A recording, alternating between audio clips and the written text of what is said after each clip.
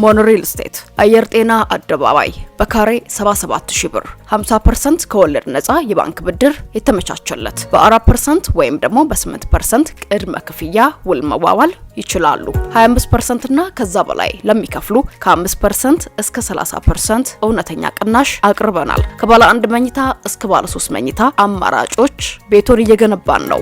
ያለቁና በግንባታ ላይ ያሉ ሱቆችን ከ23 ካሬ እስከ 200 ካሬ እርሶን ይጠብቃል። 3000 ካሬ ላይ አረንጓዴ ስፍራ ያለው 4 ሊፍት በእያንዳንዱ ህንፃ ላይ የሚገጠምለት የከርሰ ምድር ውሃ ይወጣለት ከዘመኑ የተዋደደ ዘመኑንም የቀደመ ሞኖሪል ስቴት።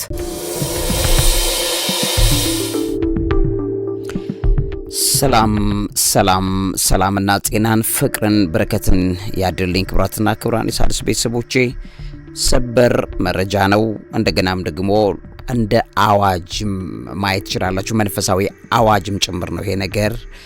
በጣም አስደናቂ የሆነው ቴትራድ ማለትም 4 ተከታታይ ቀያይ ጨረቆች አንደኛው አካል የሆነው የደም ጨረቃዋ ታይታለች። በማርች 3 2026 ዓ.ም ተጠበቅ የነበረችው እቺ የደም ጨረቃ ታይታለች። በዓለም ላይ በጠቅላላ ታይታለች። ያው በአፍሪካ ውስጥ፣ ኢትዮጵያ ውስጥ፣ ሌሎች ቦታዎች ላይ አልታዩም። ነገር ግን በመላው ዓለም ላይ ተከስታለች። ይሄ ነገር የሆነ ውድ ቤተሰቦቼ የኢራን ጦርነት ባለበት በዚህ ሰዓት ላይ ነው። የኢራን ጦርነት ማለት ደግሞ ከዛ ጋር ተያይዞ በመጽሐፍ ቅዱስ ላይ በግልጽ የተቀመጠው ትንቢት የተገለጸበት ነው። በመጽሐፍ ቅዱስ ላይ በተለያየ መልኩ ትንቢተ ኢዩኤልን ጨምሮ በግልጽ የተቀመጠ ነው። ከአዋልድ መጽሐፍቶች መካከል ደግሞ በመጽሐፈ ሄኖክ ላይ የዛሬ 5000 ዓመት ስለዚህኛዋ ጨረቃ፣ ምክንያቱም ይሄ የሚከሰትበትን ሁኔታ በደንብ ነግራችኋለሁ። ይህችኛዋ የቅደም ጨረቃ በምትከሰትበት ሰዓት ላይ እስራኤል ከኢራን ጋር የሚኖራት ጦርነት፣ ከፋርስ ጋር የሚኖራት ጦርነት ላይ መሰረት ተደርጎ የተተነበየው ትንቢት እየተፈጸመ ጦርነቱ እየተካሄደ ባለበት በዚህ ሰዓት ላይ በመከሰቷ የተነሳ የዘመን ፍጻሜ አደገኛ ቀይ ደም ጨረቃ ሆና ተከስታለች ማለት ነው። በእውነቴን ምነግራችሁ ውድ ቤተሰቦቼ ይሄን ነገር ነፍስ የምትባል ነገር አለን እኛ ሁሉ ጊዜ መርሳት የሌለባችሁ እግዚአብሔር ጊዜ ሰጥቶን ያለን ሰዎች ነን። በብዙ መልኩ የእግዚአብሔርን ድምጽ ሰምቶ እንደመኖር ታላቅነት የለም። ስለዚህ በዚህ ፕሮግራም ላይ በደንብ አድርጌ ማሳያችሁ አንዱ ነገር ይሄ ነው። ምክንያቱም የደም ጨረቃዋ ዝም ብላ የተከሰተች አይደለችም። አሁን ባለበት ሁኔታ ላይ የእስራኤል እና የአሜሪካ ከኢራን ጋር የሚያደርጉት ጦርነት አካል ነው ይሄ ማለት ነው። ከዚህ በኋላ ምን ይቀራል? ወደ 10 የሚቀሩ ዲስትራክሽኖች፣ ውድመቶች አሉ። እነሱ በዚህ ፕሮግራም ላይ ነግራችኋለሁ። በአስደናቂ መልኩ ደግሞ ሌላኛው የሚገርማችሁ ፑሪም የሚባል በዓል አለ። እስራኤላውያን ዛሬ እያከበሩት ያሉት በዓል ነው። በማርች 3 ሶስተኛዋ ጨረቃ ማለትም በ2025 ከ2026 ባሉት ሶስተኛዋ ጨረቃ በማርች 3 እንደገናም በሚገርም ደረጃ ማርችም 3ኛ ወር ነው። ስለዚህ 3 እዚህ ላይ የምታዩት ነገር አለ። ይሄንንም ቀመር ወደ በኋላ አሳያችኋለሁ። ከዛ ውጪ ይሄ በዓል የፑሪም የሚባለው በዓል እስራኤላውያኑ ያከበሩት ያሉት በዓል ማርች 3 ላይ 2026 ዓ.ም ቀይዋ ደም ጨረቃ በታየችበት ቀን የሚከበረው በዓል በአስደናቂ ደረጃ ከፋርስ የጥንት ታሪክ ጋር የተያያዘ ነው። የሚገርማችሁ ማለት ነው የፋርስ ወይም ኢራን የጥንት ታሪኳ ላይ ከእስራኤላውያን ጋር በዘመነ አስቴር የመጽሐፍ አስቴርን ታውቃላችሁ። በአሁኗ ኢራን ግዛት ወይም ሱሳ ከተማ የነበሩ አይሁዶች ላይ የሃማን ታሪክ ታውቃላችሁ። በሃማ ሴራ ሊጠፉ ነበር ማለት ነው። በሃማ ሴራ ሊጠፉ ነበር። ንግስት አስቴርና መርዶኪዮስ ያዳኗቸው አስደናቂ ታሪክ። ያንን ታሪክ ለማሰብ ፑሪም የሚባል በዓል ያከብራሉ። ማርች 3 2026 በየዓመቱ ማርች 3 ላይ ነው የሚያከብሩት። እቺ ደም ጨረቃ የታየችው በዚሁ ቀን ላይ ነው። በዚሁ ቀን የጥንት የፋርስ ታሪኮቻቸው መልሶ በጦርነት የታገሉበት ነው። አሁን እስራኤላውያን በጣም የሚገርም ነው አይደል?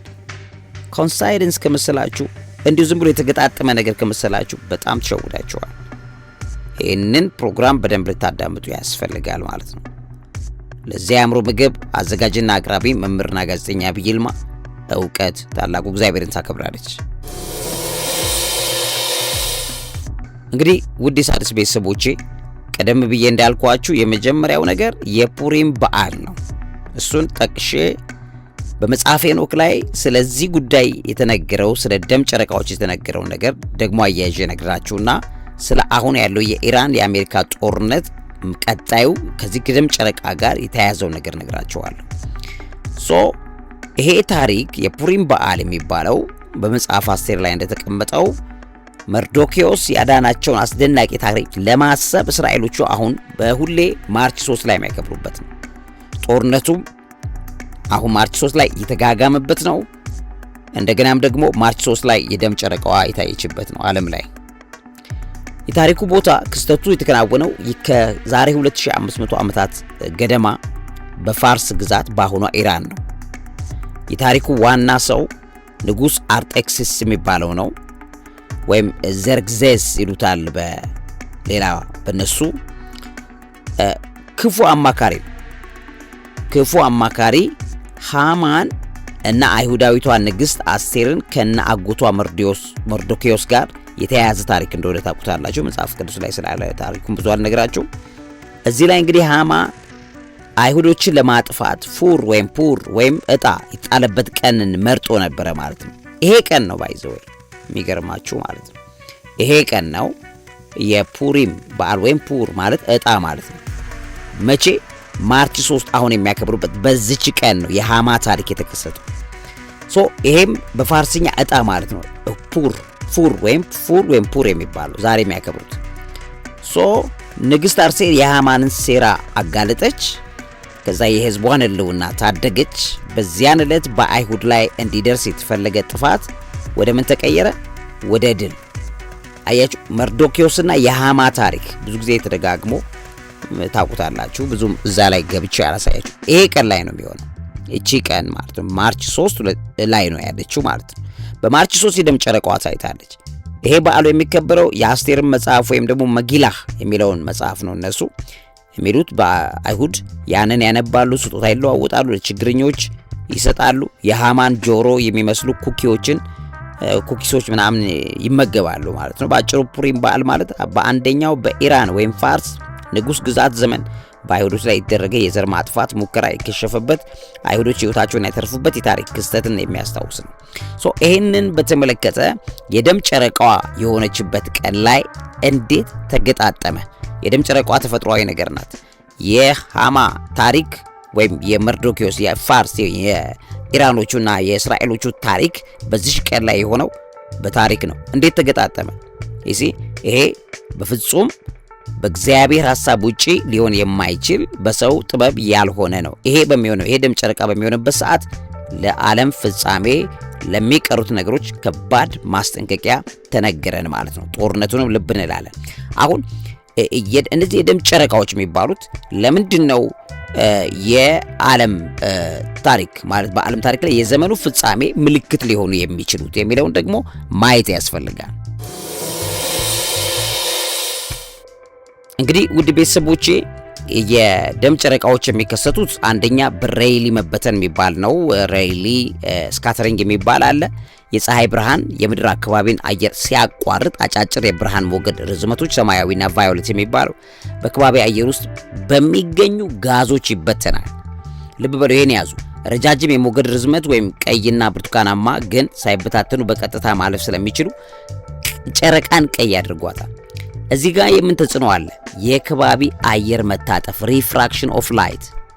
የምድር ከባቢ አየር እንደ መነጽር ወይም ሌንስ በማገልገል የፀሐይን ቀይ ብርሃን በማጠፍ በምድር ጥላ ወይም አብራ በኩል ወደ ጨረቃ እንዲያልፍ ያደርገዋል። ይህም የታጠፈ ብርሃን ጨረቃ ላይ በማረፉ ጨረቃዋ ምን ትሆናለች? ቀይ ቀለም ወይም ደም ቀለም ትይዛለች። የዚህ የራይለ የከባቢ አየር መታጠፍ ሪፍራክሽን ኦፍ ላይት እንዴት በዚህ ጊዜ ሊበዛ ቻለ ብትሉ ትልቁ ችግር የሚፈጠረው በከባቢ አየር ብክለትና አቧራ ነው። በመጨረሻው ዘመን ላይ ቀይዋ የደም ጨረቃ የሬይሊን መበተንም በሉት እንደገናም ደግሞ የከባቢ አየርን መታጠፍ ወይም ሪፍራክሽን ኦፍ ላይት የፀሐይን ብርሃን መታጠፍን በተመለከተ ተጽዕኖ የሚፈጥረው የከባቢ አየር ብክለትና አቧራ ነው። አትሞስፌሪክ ደስት ኤንድ ፓርቲክልስ የሚባሉት ለምን በከባቢ አየር ውስጥ የሚገኙ የአቧራ የጭስ ወይም የእሳተ ገሞራ ቅንጣቶች አየር ላይ ተከምረዋል። ካርቦን ዳይኦክሳይድ በጣም ከፍተኛ የሆኑ ሄቪ የሚባሉ እንደ ሚቴን ጋዝ ሌሎችም አየርን በክለውታል አሁን ባለበት ዘመን ላይ ማለት ነው። ስለዚህ ብርሃንን የማጣራት አቅማቸው እነዚህ እሳተ ገሞራ ሌሎቹንም ጢሶች፣ አቧራዎች፣ የፋብሪካ ጭሶች እነዚህ ነገሮች ብርሃንን አጣርቶ ማለት የብርሃን በአንድ ብርሃን ውስጥ እንግዲህ ወደ 7 ምናምን የሚጠጉ ቀለሞች አሉ የቀስተ ደመና ቀለማት ከነሱ መካከል አጣርቶ የሚያስቀሩት ቀዩን ነው ደም የሆነውን ነው። ስለዚህ ብዙ ብክለት ሲኖር ምን ይሆናል? ጨረቃዋ ጥቁር ቀይ ወይም ጥቁር ደመና ቡናማ ትሆናለች ወይም ደም የለበሰ ትሆናለች። ንጹህ ከባቢ አየር ሲኖር ግን ሁሉ ጊዜ እኮ ትወጣለች። እቺ ጨረቃ ደም ጨረቃ የምትሆነው ጥንትም እኮ ትወጣለች። የዛሬ 2000 ዓመትም የዛሬ 1000 ዓመትም የዛሬ 200 ዓመትም ትወጣለች። በእኛ ባለንበት ዘመን ላይ ግን ለምንድን ነው የዘመኑ ፍጻሜ ምልክት የሆነችው? ከባቢ አየር እየቆሸሸ ስለሆነ ነው። ስለዚህ የከባቢ አየር ብክለት አለ፣ ከፍተኛ ብክለት ስላለ በዛ የተነሳ ነው ቀይ የደም ቀለሞች በመጨረሻው ዘመን ላይ የሚበዙ። ስለዚህ ጌታ የዘመኑ ፍጻሜ ላይ ምልክት አድርጎ ሲነግረን የዚህ ምክንያቱን በደንብ ልናቀው ይገባል ማለት ነው። ይሄም የምናቅበት ዋነኛው ሴክሬት የከባቢ አየር ብክለት ነው። ስለዚህ ንጹህ ከባቢ አየር አይደለም አሁን ያለው፣ የተበከለ ነው። ለምን? በመጨረሻው ዘመን ላይ ፋብሪካዎች በዙ፣ ትላልቅ የሆነ አየር ብክለቶች፣ የመኪና ጋዞች ጭሱ አየሩን አጥለቀለቁ፣ ከባቢ አየሩ ተበከለ። ለዛ ነው የዘመኑ ፍጻሜ ምልክት የሚሆነው። ከዚህ ጋር ተያይዞ የኦዞን ንብርብር ወይም ኦዞን ሌየር ሚናም አለ። የከባቢ አየር ላይ የላይኛው ክፍል ወይም ስትራቶስፌር የሚባለው ውስጥ ያለ የኦዞን ቀይ ብርሃንን የመምጠጥ ባህሪ ያለው ይሄ ቀይ ብርሃን ጋር ተደምሮ ጨረቃዋን የበለጠ ትልቅ ቀይ ወይም ፕሪዝም ያደርጋታል። ይሄን አይነት ቀለም ያስይዛታል። ለምን? የኦዞን መሳሳት የሚያመጣውም ተጽዕኖ እንደሆነ ታያላችሁ ማለት ነው። ስለዚህ አሁን ባለንበት ጊዜ የኦዞን ምንጣፍ ላይ ያሉ ጉዳቶች፣ ሌሎችም ነገሮች በጠቅላላ በጣም በሚያሳዝን ደረጃ የምድራችንን በደም የለበሱ ቀይ ጨረቃዎች በስፋት እንዲከሰቱ እያደረገ ይገኛል። የሚዘመሩ ፍጻሜ ትንቢት ነው ማለት ነው። ከሆነ አሁን ባለበት ሁኔታ ይሄንን ትንቢት በተመለከተ አሁን ያለው የእስራኤል ጦርነት ውድመቱ ምኑ ቀጥሎ ምን ያመጣል የሚለውን ደግሞ ቀጥዬ ላሳያችሁ። ግን ከዛ አስቀድሜ በመጽሐፈ ሄኖክ የዛሬ 5000 ዓመት ገደማ ስለዚህ አሁን ስላለችዋ የደም ጨረቃ ምንድነው የተነገረው የሚለውን ደግሞ ላሳያችሁ።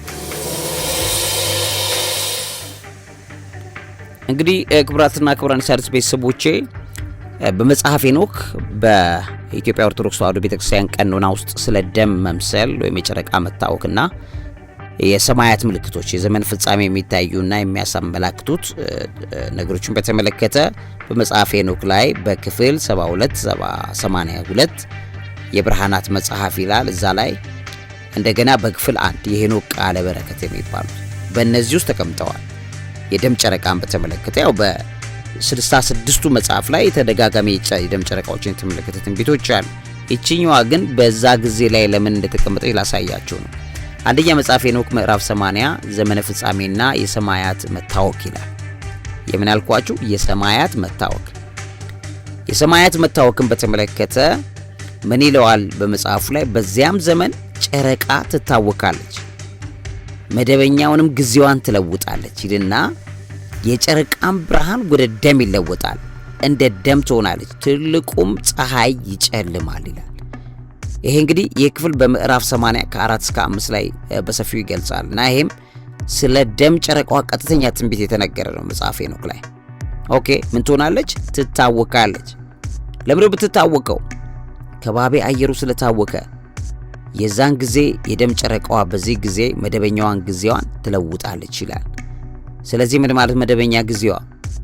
ብዙ ጊዜ አዲስ ጨረቃ ስትሆን እንደምታውቁት ያው የደም ጨረቃ የሚከሰተው ግን የዛ ሰዓት ላይ የመሬት ጥላ ጨረቃ ላይ ሲወድቅ ነው። ጥላዋ ግን የመሬታችን ጥላ ደም አይደለም ጥላው። ነገር ግን ከባቢ አየሩ ከፀሐይ የሚመጣውን ብርሃን መካከል ቀዩን እና ሐምራዊውን መርጦ ያስቀርና የተቀሩትን ስለሚተው እነዚህ ነቁጦቹ አየር ላይ የተበተኑት ጋዙ ምኑ አቧራው ምኑ ብክለቱ ያን ስለሚያደርግ በጨረቃ ላይ የሚታየው ብርሃን ደም ይሆናል ማለት ነው።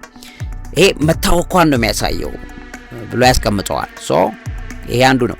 በመጽሐፈ ሄኖክ ምዕራፍ 72 እና 73 ላይ ስለ ጨረቃ አካሄድ በተመለከተ የጨረቃም መውጣትና መግባት በየወሩ ይለዋወጣል፣ ሙሉ ብርሃኗም ሲሆን ከፀሐይ ብርሃን 7 እጅ ይሆናል ብሎ መጽሐፈ ሄኖክ ከ73 ከ1-4 ላይ ያስቀምጠዋል። ሄኖክ ስለ ጨረቃ መደበኛ አካሄድ ሲናገር እግዚአብሔር በፈቀደው ዘመን ብርሃኗን እንደምታጣና እንደምትቀንስ ይናገራል። ይሄም ወደ ደም መምሰል ትንቢት ይወስደናል ማለት ነው። በመጽሐፈ ሄኖክ ምዕራፍ 1 ላይ የመጨረሻው ፍርድ ላይ ምዕራፍ 1 ላይ ይሄ ምዕራፍ የደም ጨረቃ ምልክት የሚታይበት የጌታ መምጣትና ፍርድን ነው የሚያሳየው። ጌታችን ኢየሱስ ክርስቶስ ስለሚመጣበት ጊዜ ነው የሚነግረን። ምን ይላል? ጌታ ከሰማይ በኃይሉ ይገለጣል፣ በምድር ላይ ያለ ሁሉ ይፈራል፣ ተራሮችና ኮረብቶች ይናወጣሉ፣ በሰማያትም ምልክት ይታያሉ። በጣም የሚገርም ፕሮፌሲ ነው ይሄ ማለት ነው። መጽሐፈ ሄኖክ ላይ የደም ጨረቃ ትንቢትን በተመለከተ ጌታችን ኢየሱስ ክርስቶስ ከመምጣቱ ጋር ነው የሚያገናኘው በሚገርማቸው ሁኔታ። እሺ ይሄንን በተመለከተ ለምሳሌ በዘመኑ ፍጻሜ ላይ በ66ቱ መጽሐፉ ላይ ይሄን ነገር ያስቀምጠዋል። በመጽሐፈ ሄኖክም ይሄ ይቀመጣል። ስለዚህ የእግዚአብሔር ቃል ሕያው ነው። ኦኬ ይሄንን በተመለከተ መጽሐፈ ሄኖክ ለምንድን ነው አሁን ያለው ክስተት ታዲያ ከመጽሐፈ ሄኖክ ጋር ሊያያዝ የቻለው? ለምሳሌ በትንቢተ ኢዩኤል ምዕራፍ 2 ከቁጥር 31 ላይ በራእይ 6:12 ላይ ስለ ደሟ ጨረቃ ተነግሯል። ግን የሄኖክን በተመለከተ የሄኖክ የፀሐይና የጨረቃ ቀን መቁጠሪያ ትክክለኛው ከእስራኤላውያኑ የሚጠቀሙት ያንን ቀን ስለሆነ ነው። የሚገርማችሁ በእስራኤል መጽሐፍ ላይ አሁን በአይሁዶቹ መጽሐፍ ሄኖክ ያንን የተናገረበትን ጊዜ አስልተው በየጊዜው አምተው ሲመጡት የፑሪም በዓል ላይ ይውላል። አሁን የደሟ ጨረቃ ማለት በራሳቸው ካላንደር ላይ ማለት ነው ሲሰራ መጽሐፈ ሄኖክ ያኛውን ነገር የተናገረበት እንደገናም ደግሞ ፕሮፌሳይዝ ያደረገበት ጊዜ በስሌታቸው ሲቀመጥ በፑሪም በዓል ላይ አሁን ባለበት ላይ እምትውሏን የደም ጨረቃ ከመጣች ቀጥሎ ዓለም ላይ ውድመት ይመጣል ብለው ከ300 ከ400 ዓመታት በፊት በእስራኤል ባይሁዶቹ የዚህ ቀን ቀማሪዎች በጻፉት መጽሐፍ የሄኖክን መጽሐፍ ይዘው ያው ሄኖክ መጽሐፉ በግዕዝ ቋንቋ ከኢትዮጵያ በግዕዝ ኢትዮጵያ ውስጥ ተገኘ እንጂ መጽሐፉ ያው የአይሁዶች መጽሐፍ ነው እንደምታውቁት። መጽሐፈ ሄኖክን ጠፍቶ ነው the lost scrolls የሚባሉ አሉ። ከጠፉት ጥቅሎች መካከል ዓለም ላይ የነበሩ ናቸው። በሁሉም ቋንቋ ተጽፎ ነበር የዛን ጊዜ። ነገር ግን ዓለም ላይ ጠፍቶ በግዕዝ ብቻ የተጻፈው የመጽሐፈ ሄኖክ ቨርሽን ኢትዮጵያ ውስጥ ተገኝቶ ነው መጽሐፈ ሄኖክን እንጂ የእስራኤላውያን መጽሐፍ ነው። ስለዚህ ያንን ያስቀምጡትና የሄኖክ መጽሐፍ በምዕራፍ 72 ከቁጥር ከምዕራፍ 72 እስከ 82 ባለው ያስቀምጧል። እዛ ላይ ሄዳችሁ ገብታችሁ ሳነቡ የሄኖክ የፀሐይ የጨረቃ የቀን መቁጠሪያ ትክክለኛነትን አይሁዳዊና ያረጋግጣሉ። ከዛ የፀሐይና የጨረቃን እንቅስቃሴ በዝርዝር ይገልጻል። ብዙዎች የሄኖክን የቀን መቁጠሪያ ከዓለም አቀፉ ጎርጎሪያውያን ይሄ አሁን ካሉ ከአይሁዶቹ አቆጣጠር ጋር ትክክለኛ ጊዜ መጥቶ ይገጣጠምላቸዋል። በዛ መሰረት በፑሪም ጊዜ ላይ የምትወጣው ደም ጨረቃን በተመለከተ በግልጽ እንዳስቀመጠው በሄኖክ መጽሐፍ ላይ ያንን ተቀምጧል። ሁለተኛ ከኢየሩሳሌም ጋር ይገጣጠማል። በመጽሐፈ ሄኖክ ላይ ያለችዋ የደም ጨረቃ ትታያለች ብሎ ያስቀምጣል። መጋቢት 2026 የደም ጨረቃ በዓለም አቀፍ ደረጃ የምትታየዋ አሁን የ3 ላይ የምትታየዋ የታየችው አትላንት ያችን በተመለከተ በዕብራውያን የቀን አቆጣጠር የዳግም መፈጠር ወይ ዴሊቨራንስን የሚያመላክት ክስተት ነው። በእነሱ መጽሐፍ ላይ ተቀምጧል። ያ በሶስተኛ ደረጃ የደም ጨረቃና የፑሪም በዓል መገጣጠም ነው። ሶስተኛው የደም ጨረቃ በቀጥታ የፑሪም በዓል ላይ ነው የምታርፈው። ይሄም ደግሞ እስራኤላውያን ከፋርስ ወይም ዘመናዊ ኢራን ጥፋት ያመለጡበት የሚታወስ ጊዜ ነው። ትንቢታዊ ምልክቱ ከሄኖክ መጽሐፍ ጋር የፑሪም ጋር አብሮ ይገጣጠማል ማለት ነው።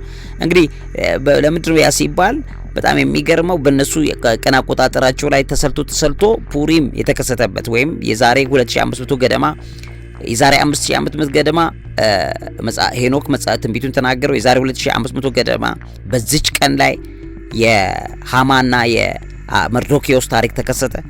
ከዛ በኋላ አሁን ደግሞ ከ2500 ዓመት በኋላ ይቺ ቀን ከፑሪም ቀን ጋር ግደም ጨረቃዋ ተገጣጠመች። ስለዚህ በጣም የሚገርም ፕሮፌሲ ነው። ሶስተኛው የደሟ ጨረቃ በቀጥታ ከፑሪም በዓል ጋር ማለፉ ነው ማለት ነው። ይህም በዓል ደግሞ እስራኤላውያን አሁን ባልኳችሁ የተናገሩበት ነው። አራተኛ ከሄኖክ ትንቢት ዘመን መጨረሻ ጋር መያያዙ ነው። እንደሚታወቀው የሄኖክ መጽሐፍ መላእክት ስለወደቁበት ስለ ጥፋቱ የተነገረ ነው። የደም ጨረቃ ምልክቶች የመጨረሻ ዘመን ኤንድ ታይምስ መቃረብን የሚያመላክቱ መሆናቸው ከጌታ መምጣት ጋር ይናገረዋል። በጣም የሚገርም ነው። የዛሬ 5000 ዓመት ጌታችን ገና በትንቢት ውስጥ በነበረበት ስለ ጌታችን ትንቢት በሚነገርበት አንዱ የተናገረው መጽሐፈ ሄኖክ ነው። ከዛ ውጪ የደም ጨረቃ ቴትራድ የሚባለው ክስተት አካል ነው። ይሄ በነገራችን ላይ ከ2025 ከ2026 ተከታታይ የደም ጨረቃዎች ብለድ ሙንስ ተከስተዋል እንደሰማል። በመጽሐፈ ሄኖክ ውስጥ እንደተነገረው በሰማይ ላይ የሚታዩ ታላላቅ ምልክቶች መገለጫ አድርጎ ይወሰዳል ማለት ነው።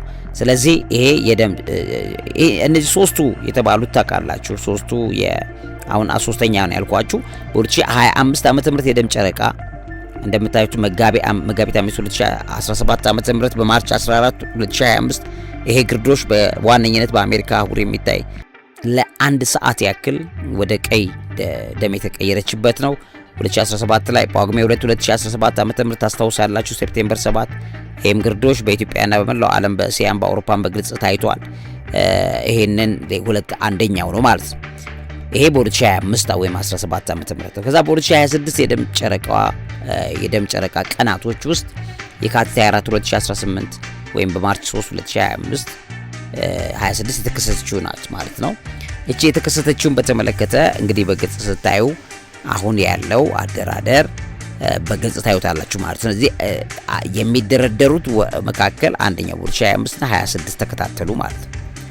ሲከታተል የሚመጣው ነገር አደራደሩን በተመለከተ ይሄ በጣም አደገኛ የጊዜ ኦርደር ውስጥ ገባን ማለት ነው። ስለዚህ ቴትራድ የሚባለው በየ6 ወር ልዩነት የሚከሰቱ 4 ተከታታይ ሙሉ ጨረቃ ግርዶሾች ናቸው። 2025 እና 26 ክስተቶች በዚህ ዑደት አካል ናቸው። በታሪክና በሃይማኖት ትንቢቶች በወንጌል ላይ ጨረቃዋ ደም ትለውጣለች እንደሚለው ልዩ ትኩረት የሚሰጠው ነገር ሁለቱ አካላት ሆነዋል ማለት ነው። ተከታትለዋል ማለት ነው። ስለዚህ ያ ከሆነ የዚህ የትንቢት ሰዓት ያረፈበትን ጊዜ ታያላችሁ። ይሄ በጣም ወሳኝ ሆነ ማለት ነው። ይሄ ነው አንዱ። ሌላው ደግሞ የ33 ቁጥርና የማርች 3 መገጣጠም ነው። ቅድም 333 ያልኳችሁ ማለት ነው።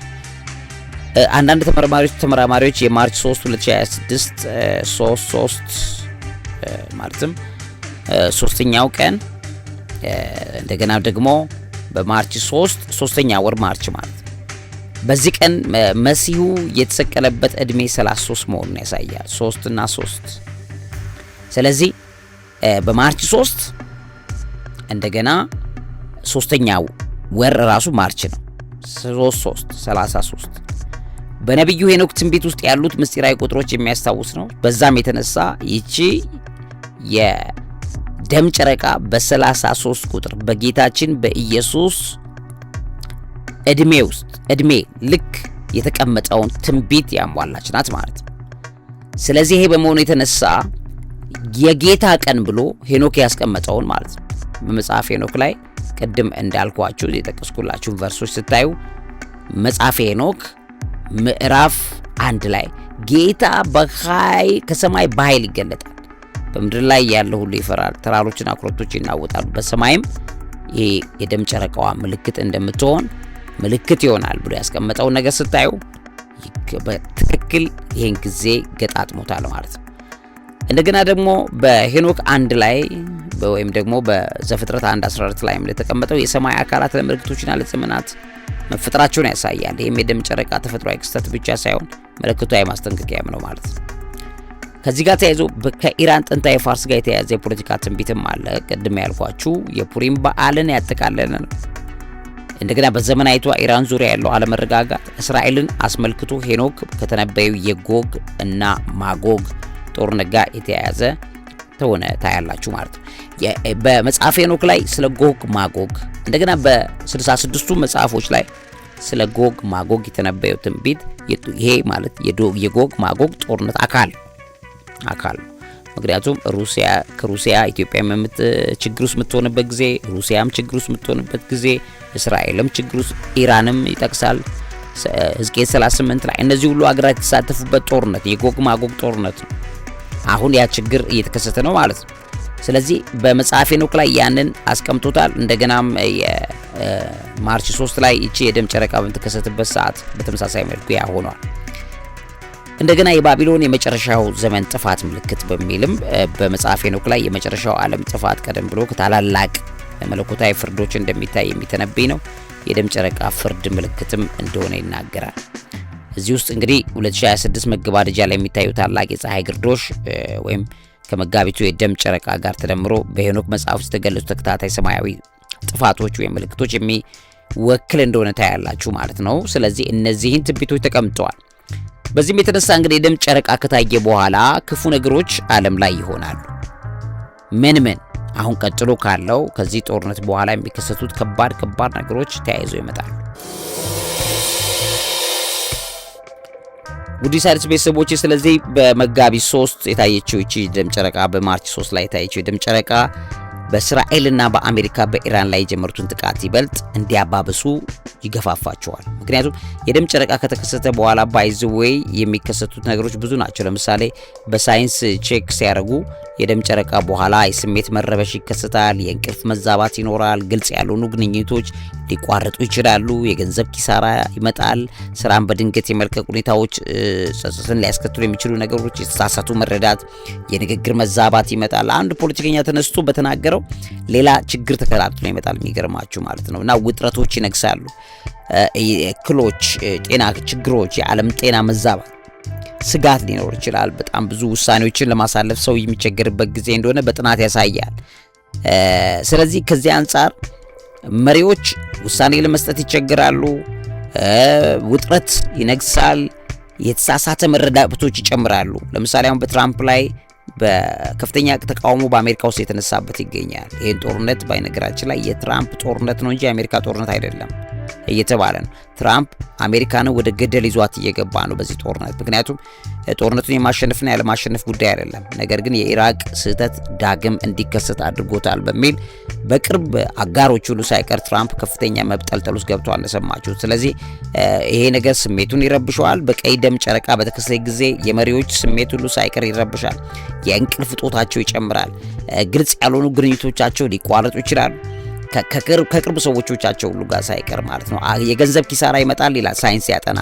ዓለም ላይ አሁን የኢኮኖሚ ክራይሲስ ከጦርነቱ በኋላ ተነስተዋል። ስለዚህ በዚህ ቀጥሎ የሚከሰቱት ነገሮች በጣም አደገኛ ናቸው። በዚህ በኢራቅና በእስራኤል በአሜሪካ መካከል ያለው ጦርነት ይባባሳል። አሁን በጣም እየጨመረ ይመጣል። የመሪዎች ተቀባይነት ይቀንሳል። ይህም ግርዶሽ በእስራኤል ጠቅላይ ሚኒስትር ቤንጃሚን ኔታንያሁ በአሜሪካው ፕሬዝዳንት ዶናልድ ትራምፕ ላይ ህዝብ ተቃውሞና ፖለቲካ ተጽዕኖዎች እየጨመረ መምጣቱን እንዲቀጥል ያደርገዋል። የሆርሙዝ ወሽመጥ መዘጋት፣ ከዛ ኢራን የሆርሙዝን ወሽመጥ ዘግተዋለች እና በዚህም የተነሳ ዓለም ላይ ከፍተኛ ኢኮኖሚ ክራይሲስ ምናልባትም ከኮቪድ-19 በኋላ ዓለም የምትገባበት ከባድ ሲቹዌሽን ሊፈጠር ይችላል። ውድ ቤተሰቦቼ የኒውክሌር ጣቢያዎች ጥቃት ሊኖር ይችላል። አሜሪካና የእስራኤል ጥምር ጦር የኒውክሌር ጣቢያዎች ላይ ለምሳሌ ናታንዝን የመሳሰሉትን ጥቃት ለማድረግ የተነሳሱ ነው። ይሄ ነገር ይጨምራል። በዚህም የተነሳ ደግሞ ኢራኖቹ ያላቸውን አቅም እንደገና ጨምረው በጦርነቱ ላይ ይገባሉ። ምክንያቱም ከወደሙ አይቀር ይዘን እንፈጠፈጣለን፣ ከወደቅን አይቀር አብረን ተያይዘን እንወድቃለን ነው አሁን የኢራን ፖለቲከኞቹ አሁን ያሉት መሪዎች ማለት ነው። ምክንያቱም ከአያቶላው በህይወት ኖረው ከሱ ጋር ቢነጋገሩ ይሻላቸው ነበር እስራኤልና አሜሪካ። ትልቅ ስህተት ነው የሰሩት። ምክንያቱም አያቶላው ሽማግሌ ነው፣ በትንሹም ቢሆን ለመረጋጋት ቅርብ ነው። እነዚህ ሰዎች ግን ወጣቶች ናቸው፣ ሚሊተሪ ናቸው፣ ምንድን ናቸው? አይሰሙም። አንሰማም ነው ያሉት። አሁን እርቅ የሚባል የለም፣ እንቀጥላለን፣ አብረን እንተላለቃለን ነው። ከዛም በኋላ የሊባኖስና የሂዝቦላ ተሳትፎ እየጨመረ ይመጣል። አሁንም ባለበት ሁኔታ ላይ እንደዛ ጨምረዋል። የሟቾች ቁጥር በእጅጉ እየጨመረ ነው። የኢራን ከፍተኛ መሪዎች መገደል እየጨመረ ነው። እነሱ መሪዎች ቢገደሉም እንደነ ሂዝቦላ ምናምን አይነት መሪዎች አይደሉም። ያው ሁሉም አንዱ መሪ ቢገደል ሌላው እየተካ የሚቀጥልበት አይነት ጦርነት ነው። ክልላዊ ጦርነቱ ይሰፋል። ከዚህ አሁን ካለው ቦታ በጣም ይሰፋል። ታዩታላችሁ። የአሜሪካ ዜጎች ስደት በጣም ነው እየታየ ያለው። አሜሪካ ከ1600 በላይ የሚሆኑ ዜጎቿ መካከለኛ ምስራቅ በአስቸኳይ የማውጣት ስራ ይዛለች። በከፍተኛ ሁኔታ ወደ ቅርብ ሀገራትም ወደሚመቻቸውም እንዲሄዱ እየተደረገ ነው። በነዳጅ መስመሮች፣ በንግድ መርከቦች ላይ የሚደረገው ጥቃት ዓለም አቀፍ የነዳጅ ዋጋን ይጨምራል። የኢኮኖሚ አለመረጋጋት ዓለም ላይ ይፈጥራል። ምናልባትም ከኮቪድ በኋላ ዓለም እንደዚህ አይነት ነገር አይታ የማታውቀው ነገር እየገባች እንደሆነ ታያላችሁ። ይሄም የደም ጨረቋ ከተከሰተች በኋላ ያለውን ጊዜ እንድናስተውለው ጌታ በትንቢት የነገረን ነገር ቸል እንዳትሉ ውድ ሣድስ ቤተሰቦች ይህን ላስታውሳችሁ ወዳለሁ። ስለዚህ እግዚአብሔር ሊነግረን የፈለገው ነገር ይሄ ነው። አንደኛ የትንቢት መፈጸሚያ ነው። ባይብሊካል ፕሮፌሲ ነው። ፉልፊልድ ነው። ትንቢተ ኢዩኤል ምዕራፍ 2 ከቁጥር 31 ላይ፣ በሐዋርያት ሥራ ምዕራፍ 2 ከቁጥር 20 ላይ፣ በዮሐንስ ራእይ ምዕራፍ 6:12 ላይ ቀጥተኛ ትንቢት ተነግሯል። የደም ጨረቃን በተመለከተ እነዚህ ጥቅሶች የጌታ ታላቅና የሚያስፈራ ቀን ሳይመጣ ፀሐይ ወደ ጨለማ፣ ጨረቃም ወደ ደም እንደሚለወጡ ይናገራል። ሁለተኛው የክርስቶስ ዳግም ምጽአት መቃረቢያ ምልክት ናት። እቺ የደም ጨረቃዋን ስናያት ሳይን ኦፍ ክራይስትስ ሪተርን ነው። የጨረቃ ወደ ደም መለወጥ የክርስቶስን ዳግም ምጽአት የሚያበስር ነው። ለኛ ብስራት ነው። የሰማይ ምልክት ተደርጎ ነው የሚወሰደው። መጽሐፍ ቅዱስ ይህንን ሲሆን ቀና በሉ ቤዛችሁ ቀርቧልና ብሎ ታላቅ የምስራች ይነግረናል። ስለዚህ እንደ አማኞች እንዘጋጃለን። በሶስተኛ ደረጃ የደም ጨረቃዋ ከእስራኤል ጦርነት ጋር አሁን ከኢራን ጦርነት ጋር ሲያያዝ የእግዚአብሔር የፍርድ ማስጠንቀቂያ ነው። ዋርኒንግ ኦፍ ኢምፔንዲንግ ጀጅመንት ነው። የደም ጨረቃዋ እግዚአብሔር በኃጢአት በአመጽና በክፋት ሊኖሩ ለወደዱ አሕዛቦች ፍርድን የሚናገርበትና የሚያስጠነቅቅበት ሰማያዊ ደውል ነው። ለኛ ብስራት ነው፣ ለነሱ ደግሞ ደውል ነው፣ ወይም ደግሞ የቁጣው ጊዜ መቃረቡን ማሳያ ነው። አራተኛ የደም ጨረቃዋ ከኢራን ጦርነት ጋር መገጣጠሟ የንስሐ ጥሪ ነው። ኮል ፎር ሬፒታንስ። ይሄ ክስተት ሰዎች ከክፉ መንገዳቸው ተመልሰው ንስሐ እንዲገቡና ከእግዚአብሔር ጋር እንዲታረቁ ለማሳሰብ በግልጽ እግዚአብሔር ያሳየ ምልክት ነው። በአምስተኛ ደረጃ ከእስራኤል ታሪክ ጋር መገጣጠሙም አላይመንት ዊዝ ጄዊሽ ፌስትስ 4 ተከታታይ የደም ጨረቃዎች ወይም ቴትራድ ከአይሁድ በዓላት ወይም ፋሲካ ዳስ ጋር በገጠሙ ቁጥር እስራኤል ትልቅ ታሪካዊ ክስተት ውስጥ ትገባለች፣ ጦርነት ታስተናግዳለች። ለምሳሌ በ1948 በ1967 ሲገጣጠም የትንቢቱ መፈጸሚያ ሆኗል፣ ጦርነት ነበረ። በተመሳሳይ ሁኔታ አሁንም ይሄ ሲገጣጠም እስራኤል ግን ጦርነት ውስጥ ተገኝታለች ማለት ነው። ይሄ በጣም የሚገርም ነው። ስለዚህ ይህንን እኛ እንድናስተውለው ጌታ የሰጠን ምልክት ነው። በስድስተኛ ደረጃ የመጨረሻው ዘመን የሥነ ጽሑፍ መግለጫ ፋይናል በርዝ ፔይንስ የሚባሉት ጌታችን ኢየሱስ ክርስቶስ በሉቃስ ወንጌል ምዕራፍ 21 ከቁጥር 25 እስከ 28 ላይ የተናገረውን በፀሐይና በጨረቃ በከዋክብት ምልክት ይሆናል የሚለው ንግግር የደም ጨረቃ ለዓለም መጨረሻ መቃረቡን የሚያሳዩ የምጥ ጭንቀቶች ወይም በርዝ ፔይንስ ምልክቶች መሆናቸውን ያመላክታል። የምጥ ጭንቀቶች በርዝ ፔይን ሰው በሚወልድበት ሰዓት ላይ ጣር ምጥ እንደሚኖረው እሱ አይነት ምልክት ለዓለማችን የሚሰጠው ምልክት እንድትሆን የደም ጨረቃዋ ተቀምጣለች ማለት ነው። በሰባተኛ ደረጃ ለታማኞች የንቃት ጥሪ ነው። call for spiritual vigilances። አማኞች በመንፈሳዊ ነቅተው እንዲጸልዩ፣ በመንፈሳዊ ሕይወት ላይ እንዲነቁ እንዲጸልዩ፣ ለዳግም ምጽአቱ ዝግጅት እንድናረግ፣ የዓለም መለወጥ መቃረቡን እንድንረዳ የሚደረግ ታላቅ የጌታ ጥሪ ነው የደም ጨረቃዋ የተከሰተችበት ጊዜ። ስለዚህ ባጭሩ የደም ጨረቃዋ መጽሐፍ ቅዱስ ትርጓሜ መሰረት የሰማይና የምድር ጌታ እግዚአብሔር የፍጻሜው ዘመን መቃረቡን ለሰው ልጅ የሚያሳውቅበት ሰማያዊ ተአምራት ናት። ከጦርነቱ ጋር ተገጣጥማለች። ተገጣጥማ ሳይሆን እግዚአብሔር በእቅድ አድርጎታል። ስለዚህ ሰዎች አልሰማ ሲሉ ጦርነቱ ሲገባሉ የታወቀ ነው። እግዚአብሔር ግን ያ የሰዎችን ፍላጎት ለኛ ግን መንፈሳዊ ንቃት እንዲፈጥርልን ተጠንቀቁ፣ ምጽአት ቀርቧል ብሎ ይነግረናል ማለት ነው። እነዚህ ነገሮች እንድታስተውሉ ይህን መረጃ አካፈልኳችሁ። ቸር ያሰማን እግዚአብሔር።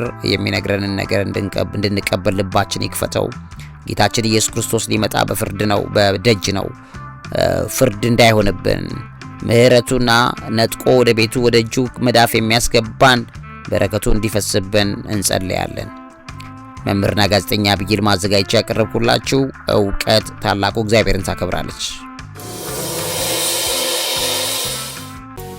ሞኖሪል ስቴት አየር ጤና አደባባይ በካሬ 77000 ብር 50% ከወለድ ነፃ የባንክ ብድር የተመቻቸለት በ4% ወይም ደግሞ በ8% ቅድመ ክፍያ ውል መዋዋል ይችላሉ። 25% እና ከዛ በላይ ለሚከፍሉ ከ5% እስከ 30% እውነተኛ ቅናሽ አቅርበናል። ከባለ 1 መኝታ እስከ ባለ 3 መኝታ አማራጮች ቤቶን እየገነባን ነው። ያለቁና በግንባታ ላይ ያሉ ሱቆችን ከ23 ካሬ እስከ 200 ካሬ እርሶን ይጠብቃል። 3000 ካሬ ላይ አረንጓዴ ስፍራ ያለው 4 ሊፍት በእያንዳንዱ ህንፃ ላይ የሚገጠምለት የከርሰ ምድር ውሃ ይወጣለት ከዘመኑ የተዋደደ ዘመኑንም የቀደመ ሞኖ ሪል ስቴት